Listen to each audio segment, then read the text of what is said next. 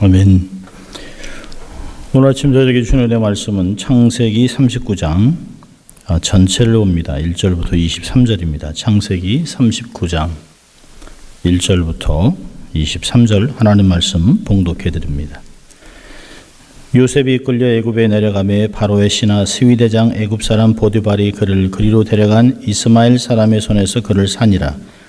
여호와께서 요셉과 함께 하심으로 그가 형통한 자가 되어 그 주인 애굽 사람의 집에 있으니 그 주인이 여호와께서 그와 함께 하심을 보며 또 여호와께서 그의 범사에 형통케 하심을 보았더라.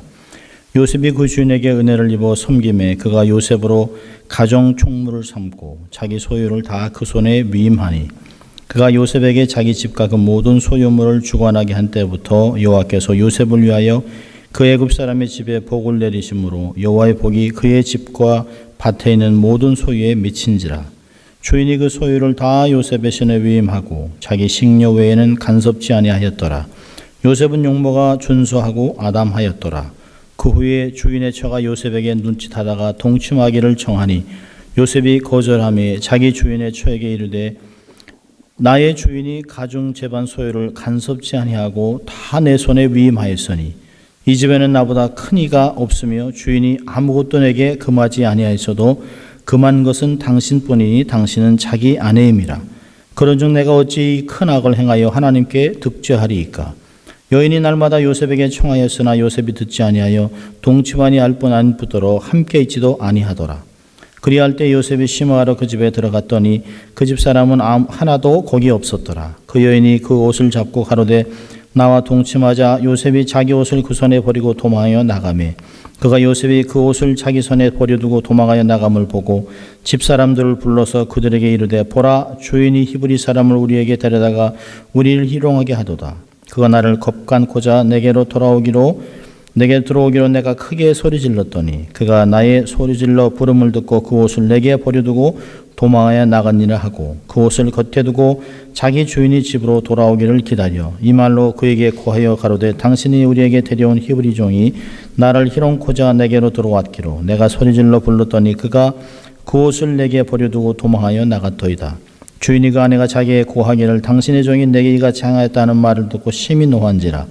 이 요셉의 주인이 그를 잡아 옥에 넣으니 그 옥은 왕의 저수를 가두는 곳이었더라. 요셉이 옥에 갇혔으나 여호와께서 요셉과 함께 하시고 그에게 인재를 더하사 전옥의 은혜를 받게 하시매 전옥의 옥중 죄수를 다 요셉의 손에 맡김으로 그 재반 시물을 요셉이 처리하고 전옥은 그의 손에 맡긴 것을 무엇이든지 돌아보지 아니하였으니 이는 여호와께서 요셉과 함께 하심이라.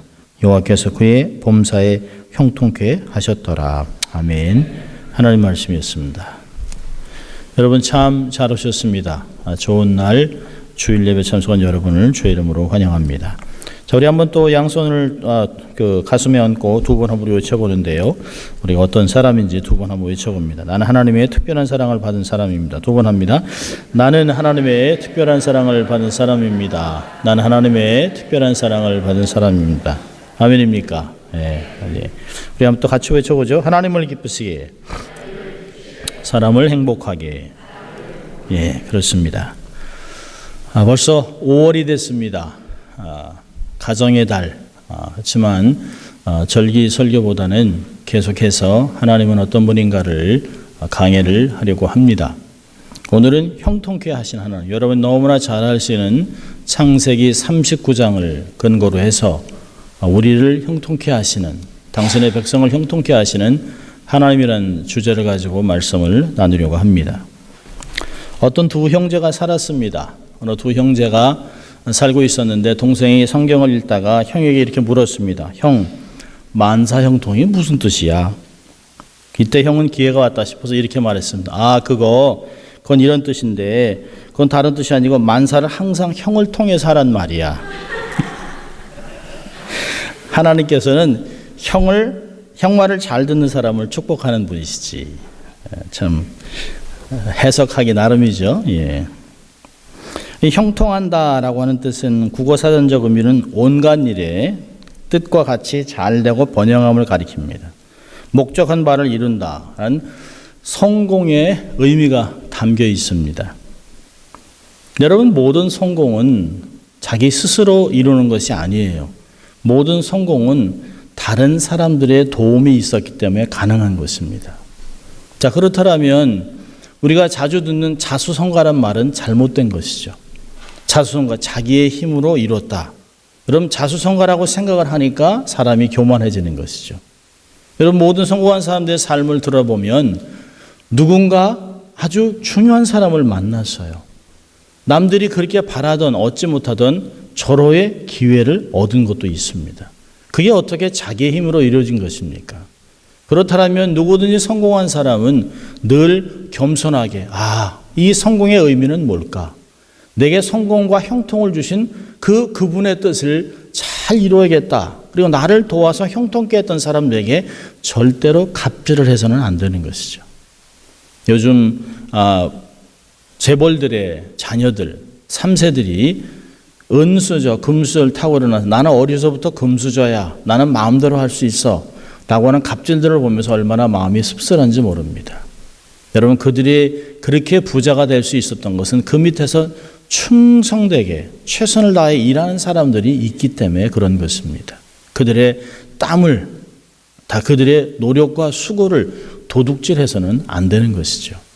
여러분, 세상 사람들의 성공도 주위의 사람들의 도움이 있는 것이에요. 그렇다면 하나님이 우리에게 형통을 주실 때는 하나님이 도와주시는 것이죠. 우리의 뜻이나 계획이 이루어지는 것이 아니라 오히려 우리의 계획보다 탁월한 하나님의 섭리와 하나님의 뜻이 우리의 삶에 이루어지는 것을 형통이라고 이야기합니다.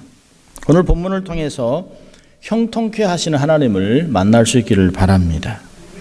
그럼 성경적인 형통이란 뭘까요? 자, 오늘 본문을 보시면 4번이나 반복해서 나오는 말씀들이 있습니다.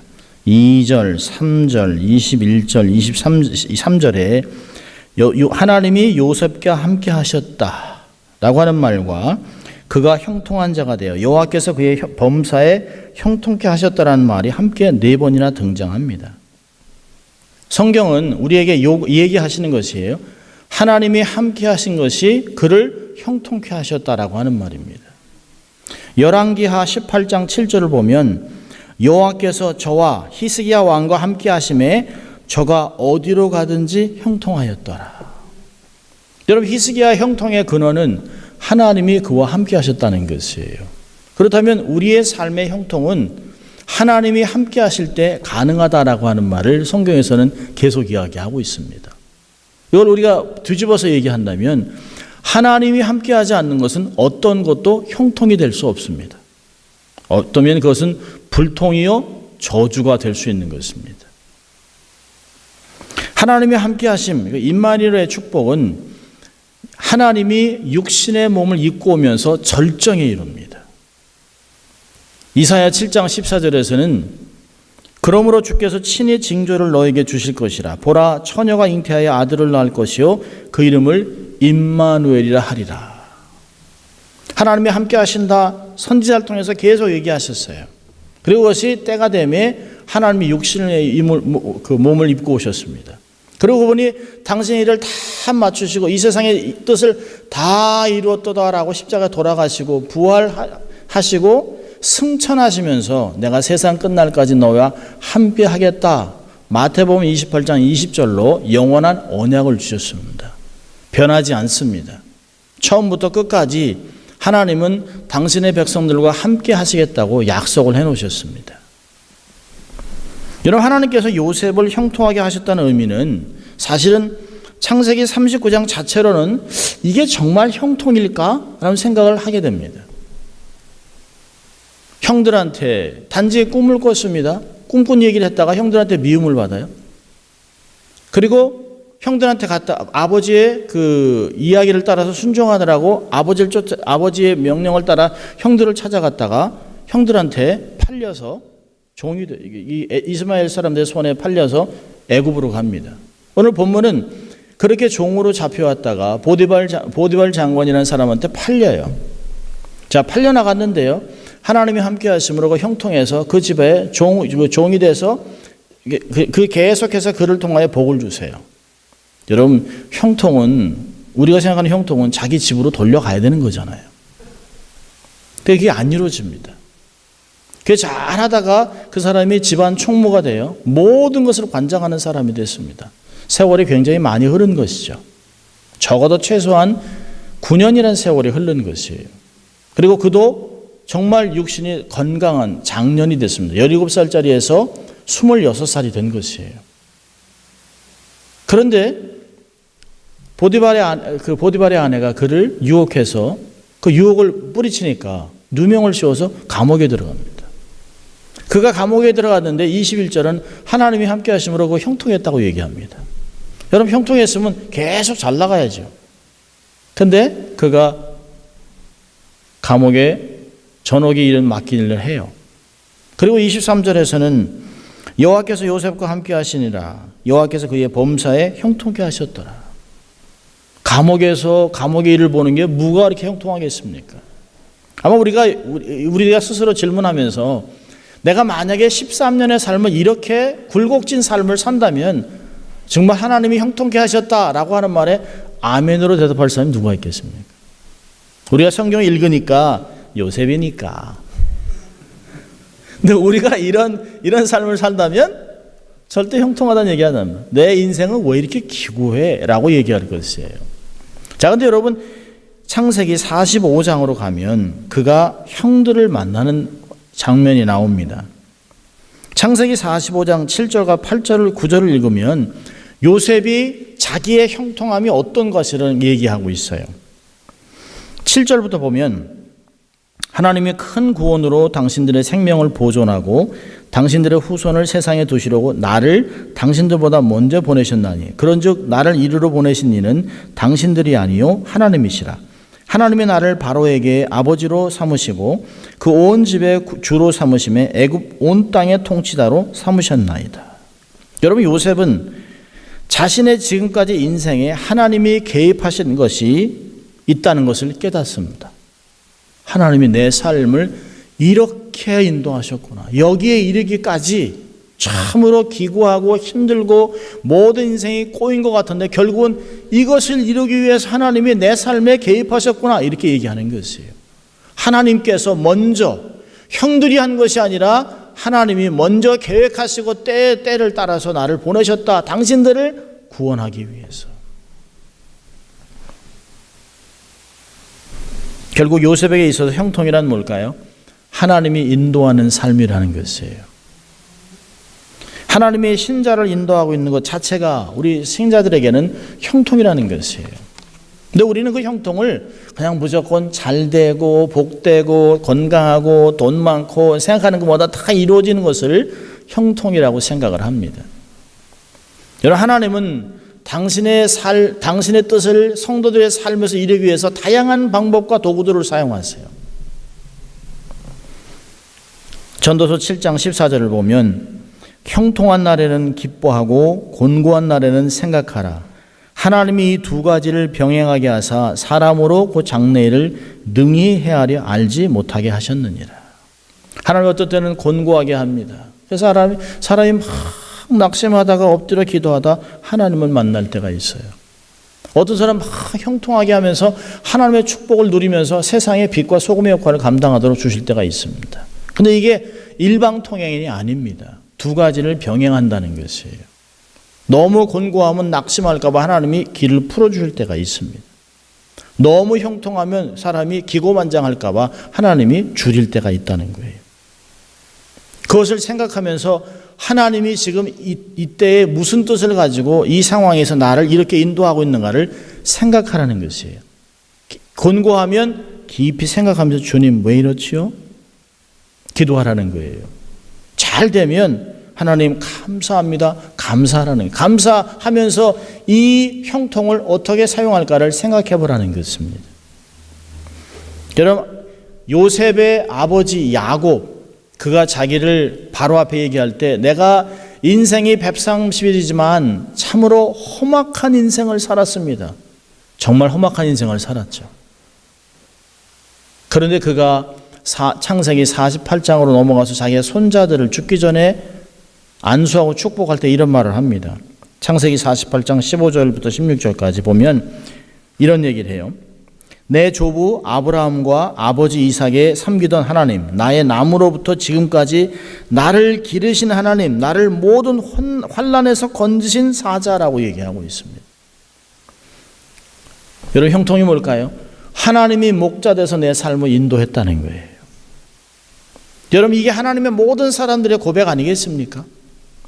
마지막에 정말 하나님 앞에 설 때 이 세상에서 인생의 끝이라고 하는 죽음 앞에 여호와는 나의 목자시니 내가 부족함이 없습니다 라고 했다면 그는 정말 형통한 삶을 사는 것이에요. 하나님이 목자가 돼 내 삶을 인도하셨다라고 하는 것이 형통의 삶입니다. 자, 왜 하나님께서 이러한 형통을 우리에게 주실까요? 하나님이 형통을 주시는 이유가 뭘까요? 첫째로는 하나님의 영광을 위해서 형통을 주세요. 하나님의 이름을 높이기 위해서. 여러분, 요셉을 형통케 한 이유는 요셉뿐만이 아니에요. 요셉의 가정 70명밖에 되지 않습니다. 한 지역에 그냥 시골 촌부로 살 수 있는 사람들을 데려다가 고센 땅에서 거의 400만 명에서 600만이 되는 민족을 만들어내요. 그건 하나님이 출애굽을 통해서 하나님이라고 얘기하는 것이에요. 여러분, 여리고 땅을 정탐하러 들어온 두 사람에게 기생 라합이 그에게 이런 고백을 합니다. 여호수아 2장 9절부터 11절 보면 우상을 섬기는 사람이 이런 말합니다. 여호와께서 이 땅을 너에게 주신 줄을 내가 아노라. 우리가 너희를 심히 두려워하고 이 땅 백성이 다 너희 앞에 간담이 녹나니 이는 너희가 애굽에서 나올 때 여호와께서 너희 앞에서 홍해마를 마르게 하신 일과 너희가 요단 저편에 있는 아모리 사람의 두 왕 시혼과 옥에게 행한 일 모든 일 그 일들을 그들을 전멸시킨 일을 우리가 들었습니다. 우리가 듣자 곧 마음이 녹았고 너희의 연고로 사람이 정신을 잃었나니 너희 하나님 여호와는 상천하지 하나님이시니라. 여러분, 그 땅을 정탐하러 온 두 사람이 이 말을 듣고 얼마나 큰 감동을 얻었을까요? 하나님이 우리를 향해 너무너무 엄청난 일을 하셨구나. 여러분, 세상에 이런 얘기를 해야 되는 것이에요. 당신이 하나님의 얘기를 듣고 우리의 마음이 녹습니다. 우리도 당신의 하나님의 얘기를 듣고 우리도 예수 믿고 싶습니다. 이런 말이 들려야 하는 것이에요. 여러분, 다니엘서를 보면 느부갓네살이 그 완악하고 정말 잔인한 왕이요. 다니엘서 4장 30절에 이렇게 고백합니다.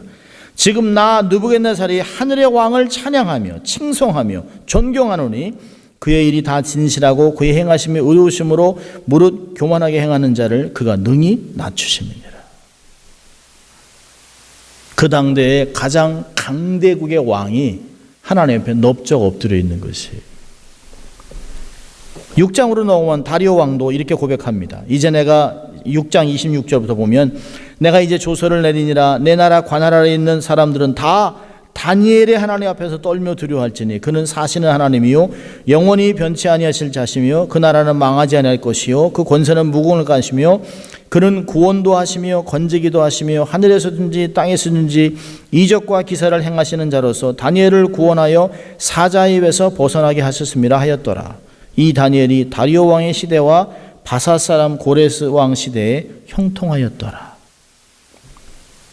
여러분, 한 사람의 형통이 그 나라의 왕으로 하여금 하나님을 고백하게 하는 것이에요. 하나님 왜 우리를 세상의 빛과 소금의 역할을 감당하라고 하셨을까요? 우리가 그렇게 함으로 세상이 부패가 줄어들고 맛이 나고 밝아지도록 하는 것이에요. 우리에게 베풀어 준 놀라운 형통은 하나님의 영광을 위해 주신 것임을 잊지 말아야 합니다. 내 앞에서 내 삶에서 역사하신 하나님의 능력과 성령의 완벽한 인도하심을 인정하면서 감사해야죠. 그렇다면 우리의 고백은 바울과 같이 나의 나 된 것은 하나님의 은혜라고 고백해야 되는 것이에요. 우린 절대로 하나님의 영광을 도둑질해서는 안 됩니다. 우리가 프로그램을 잘 만들었더니 우리가 나름대로 이렇게 노력을 했더니 내가 이런 걸 해서 하나님의 영광에 누를 줘서는 안 되는 것이죠. 하나님 결코 당신의 영광을 다른 사람들과 나누지 않는다고 했습니다. 내 삶에서 순간마다 함께 하시고 인도하시는 주님을 발견하는 것, 그것이 얼마나 중요한지 모릅니다. 주님이 하셨다라고 고백해야 되는 것이에요. 우리 함께 고백해 볼까요? 하나님의 영광을 위하여 주님이 다 하셨습니다. 아멘입니까? 이게 우리의 고백해야 되는 것이에요. 여러분, 우리만큼 수고하지 않는 사람이 어디 있습니까? 여러분, 우리보다 더 수고합니다. 지금 가끔 제가 알바라도 이렇게 지역을 지나가 보면 얼마나 많은 남미 사람들이 그곳에서 좌판을 놓고 애를 쓰는지 몰라요. 아침 해가 뜨면 7시부터 자리를 잡기 위해서 정말 자기의 그 좋은 몫을 받기 위해서 돈을 더 주면서 그 자리에 앉아서 그 바람이 불고 추운데도 애를 씁니다. 해가 질 때까지. 하루에 얼마를 팔겠습니까? 정말 아침부터 그 물건을 떼기 위해서 다니면서 물건을 싸게 사서 어떤 때는 이 토요일 날 우리가 이 주위에 그라지 세일을 하는 걸 보게 됩니다. 그러면 제일 먼저 히스패닉들이 돌아다녀요. 가능하면 싸게 사서 그걸 다시 되파는 것이에요. 우리들은 입거나 이렇게 하려고 하는 것이지만 그들은 되팔기 위해서 장사를 하는 것이에요. 그렇게 노력을 해도 삶이 험악해요. 쉽지 않아요. 그러니 하나님이 우리들 이렇게 살게 하신 것은 하나님의 은혜 아니겠습니까? 하나님이 당신의 영광을 우리에게 주신 것이에요. 자, 그렇다면 본문을 통해서 우리의 삶에 지속적으로 형통을 경험하고 누릴 수 있는 방법은 뭘까요? 두 가지를 얘기하는데요. 첫째로는 하나님의 절대 주권을 신뢰하라는 것이에요. 잠언서 3장 5절 6절 우리에게 좋은 권면을 합니다. 너는 마음을 다하고 여호와를 의뢰하고 내 명철을 의지하지 말라. 너는 범사에 그를 인정하라. 그리하면 내 길을 지도하시리라. 하나님의 손길을 적극적으로 받아들이고 수용하는 것이에요. 여러분 기억하세요. 정확하게 기억해야 합니다. 세상에 우연은 없습니다. 필연적으로 우리의 삶이 지나가는 것이에요. 우연히 태어나고 우연히 만난 아닙니다. 절대로 우연히 만나는 것이 아니에요. 우연히 태어난 것이 아닙니다. 여러분 세계에서 최강 강대 경제국 미국에 살아가는 것, 캘리포니아에 사는 것, 내가 성공한 것, 내가 살아있는 것, 이건 우연이 아닙니다. 여러분 내가 아프더라도 건강하지 않은 것이라도 자식의 어려움이 있더라도 일이 꼬이는 것 같아도 우연이 아닙니다. 여러분 하나님의 일은 하나님의 섭리는 사람의 입장에서 보면 우연히 사고적으로 보일 때가 있어요. 아니 어떻게 하나님을 섬기는 사람이 어떻게 저렇게 다칠 수 있을까? 아니 하나님께 자기 온 삶을 던진 선교사가 어떻게 그렇게 의자에 이렇게 묶여서 처참하게 죽냐는 거예요. 하나님이 보호해 줘야죠. 모르는 사람들은 그렇게 얘기할 수 있어요. 우리 나름대로 계획을 하고 그 계획을 우리 힘으로 이루려고 하지만 기대치 않은 많은 일이 발생합니다. 우리의 뜻하는 바로 되지 않아요. 그러면서 우리는 하나님의 작정과 우리의 계획에 차이가 많다는 것을 발견하게 됩니다. 여러분 그때 우리는 어떻게 될까요? 우리가 궤도 수정을 하는 것이에요. 하나님 제가 생각을 잘못했네요. 아, 이 길이 아니었네요. 근데 우리는 어떻게 할까요? 왜 이러세요? 하나님 왜 이러세요? 왜 길을 막으세요? 가만히 계시지. 우리가 어떻게 여기든지 간에 모든 것은 하나님의 주권 속에서 진행되고 있어요. 주의 능력을 신뢰하고 때를 기다리고 인내하는 것이 좋습니다. 정말 억울한 일이 세상에 한두 가지가 있습니까? 이럴 때 막 소리 지르고 내가 왜 나는 억울해? 라고 외치면서 벽을 주먹으로 치고 상을 두집으면서 분을 내고 주위 사람들에게 나는 결백하다고 주장해야 되는 일이 없어요. 여러분 시시비비를 가려서 일이 해결됩니까? 절대 되지 않습니다. 삼자 대면하면 사람을 잃는 것이에요. 모든 것을 다 잃어요. 이럴 때는 입을 다물고 생각을 죽게 고정하는 것이에요. 하나님, 제가 살 길은 하나님밖에 없습니다. 하나님이 나를 도와주셔야 합니다. 누가 나를 이해하겠습니까? 하나님이 해결하십시오. 맡기는 것이에요. 요셉은 전혀 이런 모습 보이지 않았습니다. 분노하지 않았어요. 오히려 맡겨진 일에 충성을 다했어요. 몇 년 동안요? 13년 동안. 여러분, 강산도 더 변했어요. 그것을 통해 인정받고 다시 형통을 경험하는 것이에요. 기억하세요. 하나님이 주신 형통은 환경이나 상황에 좌우되지 않습니다. 환경을 탓하지 마세요. 나는 흙수저, 장애가 있어요, 사고 났어요, 이런 것으로 자포자기하지 마세요. 우리의 삶에 기스가 나도 가치는 변하지 않습니다. 사람들한테 물어보잖아요. 찢어진 100불짜리하고 빳빳한 10불짜리 어떤 걸 집겠냐? 그럼 물어보나 말하죠. 전 2개 다 집습니다. 집으라고 했으니까. 여러분, 누구를 원망하거나 세상에 불평을 쏟아놓지 마세요. 시간만 아깝습니다. 가슴만 아파요. 여러분, 하나님을 제한하지 마세요. 하나님을 부정하지 마세요. 아직 때가 되지 않은 것이에요. 여러분, 2가지를 하세요. 하나님의 때에, 하나님의 시간대에 들어가세요. 그리고 내 계획들을 수정하세요. 하나님께 맞추세요. 하나님의 때가 차면 모든 것은 다 이루어집니다. 명명백백하게 다 드러날 것이에요. No question at all. 질문할 게 없어요. 하나님이 다 풀어놓기 때문에. 하나님의 절대 주권을 신뢰하기를 바랍니다. 2번째로는 거룩을 지키는 것이에요. 그럼 오늘 본문 9절과 10절 보니까 이렇게 얘기합니다. 미세스 보디발한테 이 집에는 나보다 큰 이가 없으며 주인이 아무것도 내게 금하지 아니하였어도 금한 것은 당신뿐이니 당신은 자기 아내임이라. 그런즉 내가 어찌 이 큰 악을 행하여 하나님께 득죄하겠습니까? 여러분, 이 요셉의 고백은 하나님을 의식하기 때문에 죄를 떠날 수 있다는 것이에요. 신전의식. 하나님이 불꽃 같은 눈으로 내 심령의 가장 깊은 곳을 들여다보는 이때에 아무도 모르지만 하나님이 아시는데 어떻게 이럴 수 있냐는 것이. 여러분, 성도들은 누굴까요? 하나님의 섭리와 목적을 위해서 따로 구별된 성도들입니다. 거룩한 백성들이에요. 근데 성도들이 자꾸 잊어버리는 것이 있습니다. 사람이 속으면 하나님도 속을까? 내가 의식하지 못하면 하나님도 모르겠지?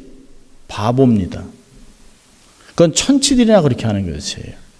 철부지들이나 눈 가리고 안 보여 아웅할 때 부모들이 다 보여 이렇게 안 하잖아요. 그렇죠? 어린애니까 안 보여 그래도 안 보이는 줄 알아요. 또 히히히 웃습니다. 여러분, 그게 3살짜리 2살짜리나 그렇지 제 딸들도 안 그래요. 지금은요. 자라면서 성숙해지니까. 여러분, 시편 139편 지난주 읽었던 7절 8절 이런 말이 있습니다. 내가 주의 신을 떠나 어디로 가며 주의 앞에서 어디로 피하리이까? 내가 하늘에 올라갈지라도 거기 계시며 음부에 내 자리를 펼지라도 거기 계시나이다. 하나님이 모르는 게 아니에요. 하나님이 사람의 패부를 다 보신다. 서치하신다. 예레미야 17장 9절 10절은 이야기합니다. 역대상 28장 9절에서는 하나님이 생각의 근원까지 아신다는 거예요. 왜 이런 생각을 속에서 하고 있는지 다 알고 있다는 것이에요. 그 얘기는 뭘까요? 하나님이 우리의 은밀한 죄도 지금 참고 계시다는 거예요. 꾹 참고 계시는 것이. 오해하지 마세요. 하나님 다 알고 있어요. 한 번의 짜릿한 쾌락으로 영혼을 바꾸지 마세요. 여러분, 몰래 은밀한 곳에서 저지른 것들이 대낮에 다 드러납니다. 국회의원들 보세요. 아주 남들 막 지적하고 그만두라고 해놓고 나중에 누가 양심 고백으로 자기게 다 드러나요. 10년 전에 이런 게 막 다 드러납니다. 요즘 막 어디서 몰카를 찍는지 몰라요. 전 제 방에 앉아서도 혹시 몰카 있지 않나 이렇게 그런 생각을 합니다. 아파트에서 그 엘리베이터 타다가 제 아내가 저기 보라고 저기도 달려있다고 그렇게 얘기합니다. 다 보고 있구나. 다 있어요. 어디서 나를 찍을지 몰라요. 근데 여러분, 이게 무서운 게 아니에요. 하나님이 불꽃 같은 눈으로 우리의 삶을 들여다보고 있잖아요. 근데 하나님이 사람이 돌이키지 않으니까 하나님이 미투 운동을 일으키는 거예요. CCTV를 돌리시는 것이에요.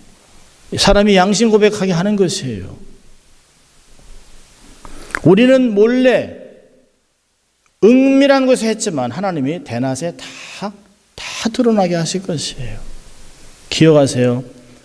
전도서 얘기합니다. 사람이 악을 행하면서도 징계함이 없으니까 담대해져요.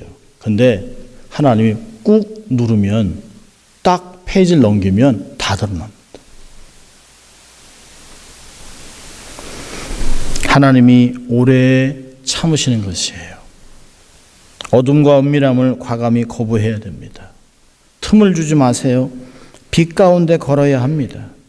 이렇게 살았던 요셉의 삶을 하나님이 책임져 주셨어요. 거룩을 생명같이 여기고 지켜야 합니다. 거룩은 선택의 여지가 없어요.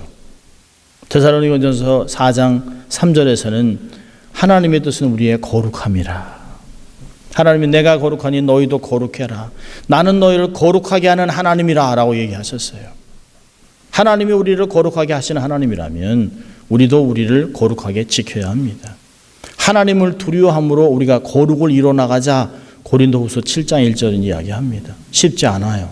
그냥 가만히 있다고 거룩하지 않습니다. 세상은 우리를 그냥 두지 않습니다.